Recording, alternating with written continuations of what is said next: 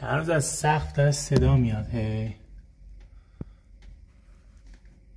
میگم چیه اینجایی داره تلق و طلوع میکنه. بعدش امروز دیگه گفتم بذار خیلی داره صدا میاد، بذار چک کنم ببینم چیه. دریه چیزو برداشتم، دودکشو برداشتم، این سبده رو گرفتم زیرش. میدونستم گنجش چیه. خواستم بگم که اون نجات دهنده که بخواد بیاد سراغت میاد، تو تلاشتو بکن، اون نجات دهنده میاد سراغت.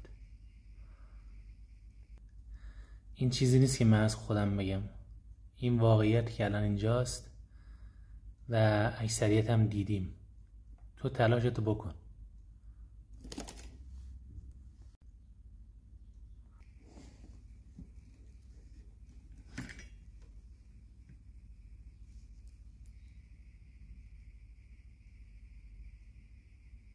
اینم از این خوشگل خانم افتاده تو اینجا. بریم که رهاش کنیم بره.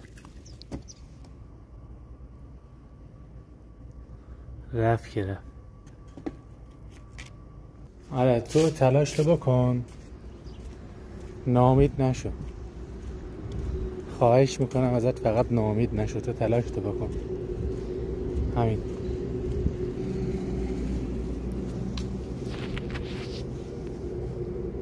اینم از این کوچولیه قشنگ